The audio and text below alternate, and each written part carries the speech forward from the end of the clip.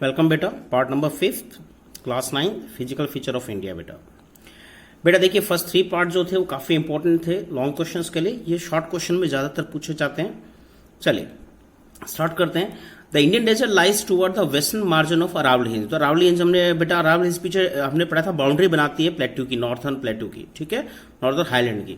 तो इस रेंज के बेटा हम वेस्टवर्ड जाएंगे तो हमें इंडियन डेजर्ट मिलेगा। It is an undulating sandy plain और कवर्ड विद सैंड ड्यून्स। तो ये सैंडी प्लेन है बेटा, ठीक है, और लंबे टाइम में कभी किसी जमाने में बेटा ये भी प्लेन एरिया था, बट यहाँ पे हम कहते हैं रिवर्स एक्सटेंट हो गई सरस्वती जो हम बात करते हैं, और उसकी वजह से बेटा ये सैंड ड्यून्स और सैंडी प्लेन में कन्वर्ट हो गया।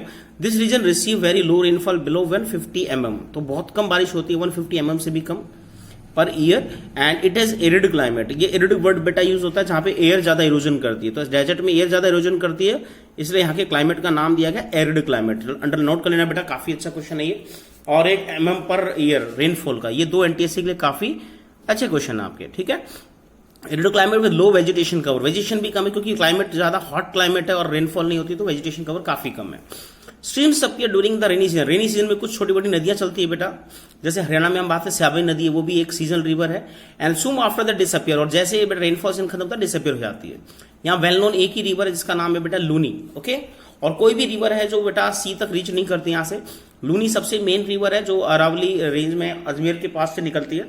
Only last river in this region. ये भी बेटा कच्छ का जो रन है गुजरात का, उससे पहले ये डिसअपियर हो जाती है, ठीक है। चलिए इसके 1-2 फीचर्स और दिए हैं। Barchan crescent shape dunes cover the large area but the longitude dunes become more prominent near the Indo Pakistan. तो 2 टाइप के सैंड ड्यून्स दिए। एक तो बेटा बरखान दिया, यानी जो क्रेसेंट आधा चांद जैसा होता है, ठीक है। और जैसे हम पाकिस्तान बॉर्डर की तरफ जाएंगे यही सैंड ड्यून बेटा लॉन्गिट्यूड ड्यून्स में कन्वर्ट हो जाते हैं, इस तरह से लंबे लंबे, क्योंकि हवा वहां ज्यादा चलती है तो इस तरह से लॉन्गिट्यूड ड्यून्स में कन्वर्ट हो जाते हैं, ठीक है।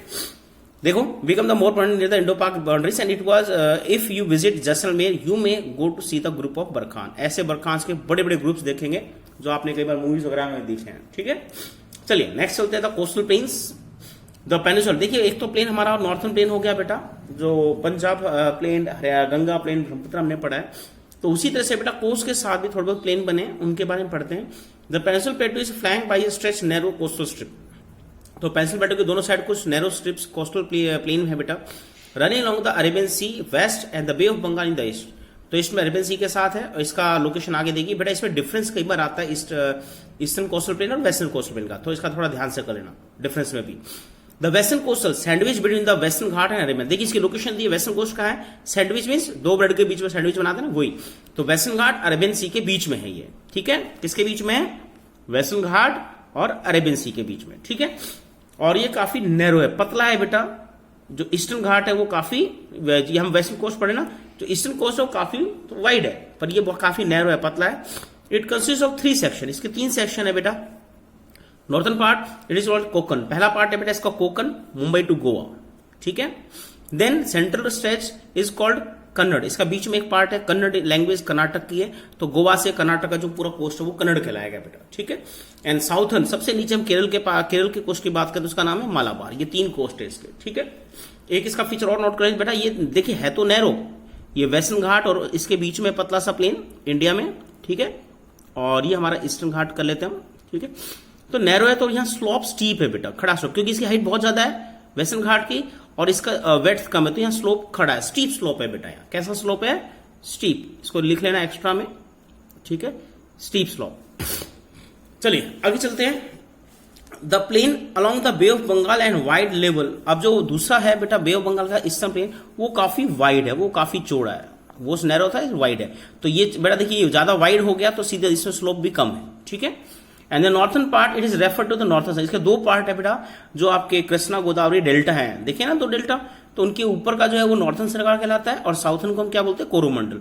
ये 5 नाम लर्न करना बेटा, 100% इनमें से क्वेश्चन पूछा जाता है चैप्टर से, ठीक है।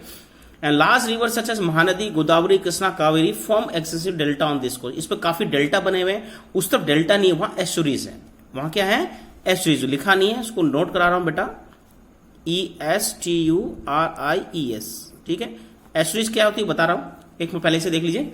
तो यहाँ बड़ी रिवर्स हैं और वो डेल्टा बनाती है बेटा। डेल्टा मीन्स जो डिपोजिशन है वो कोस्ट पे हो जाता है, ठीक है। गंगा ब्रह्मपुत्र वर्ल्ड का सबसे बड़ा डेल्टा है, यानी रिवर आ रही है, ये कोस्टल एरिया है, तो यहाँ पे वो डिपोजिशन करती जाती है और धीरे धीरे वो एक ट्राइंगल शेप में बड़ा डेल्टा डिपोजिट कर देती है।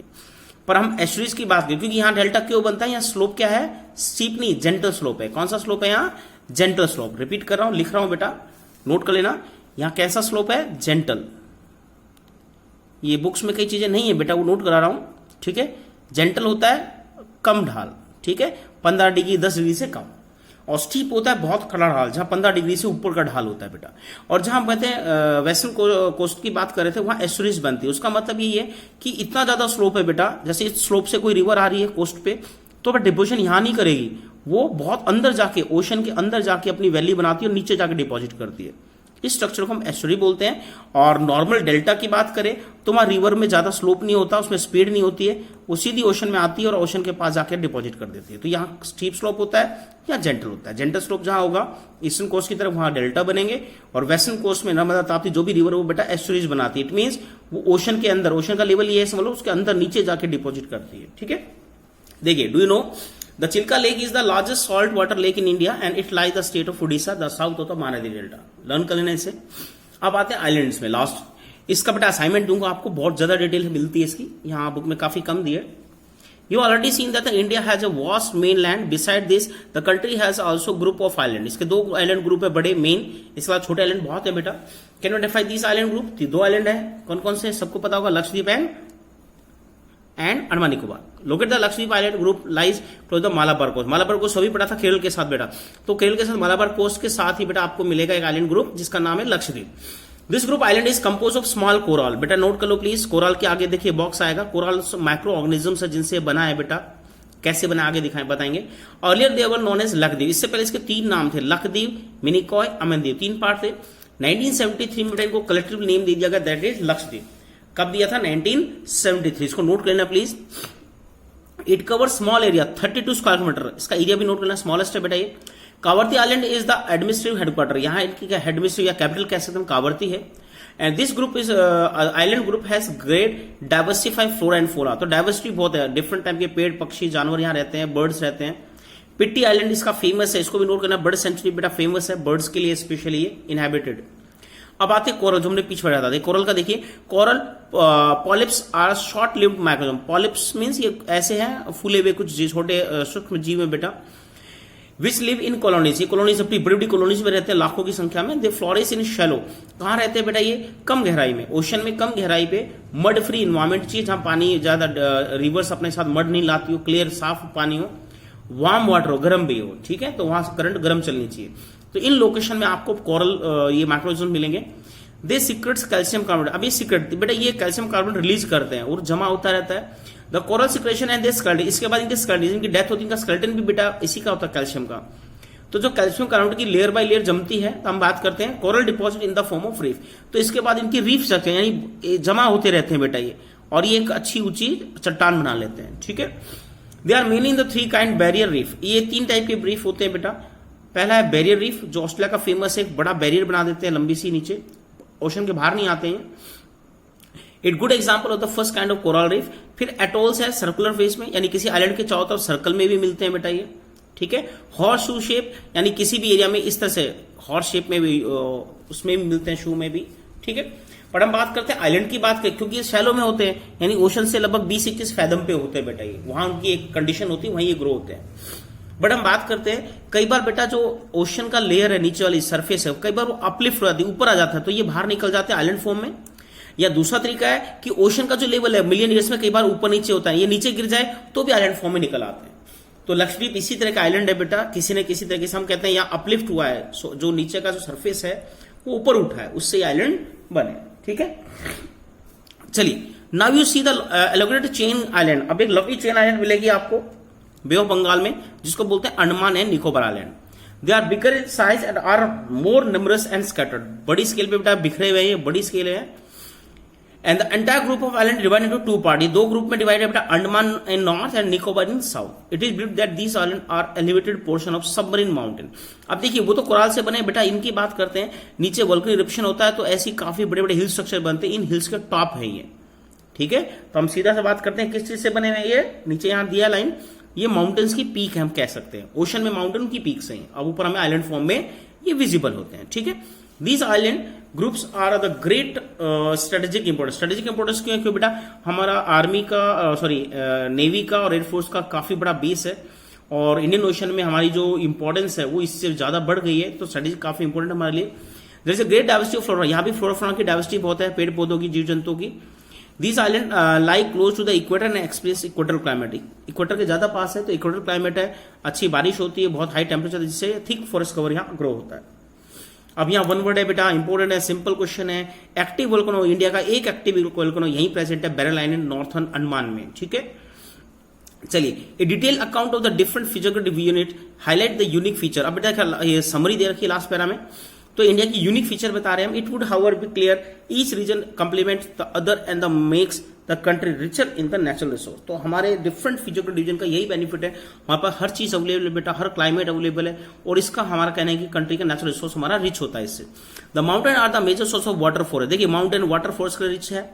नॉर्थर्न प्लेन ग्रेनरी, अनाज उगाने के लिए फर्टाइल प्लेन अवेलेबल है।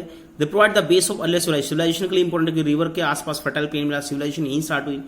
The plateau storehouse of mineral, plateau minerals का स्टोर हाउस है, which played a crucial role in industrialisation and country.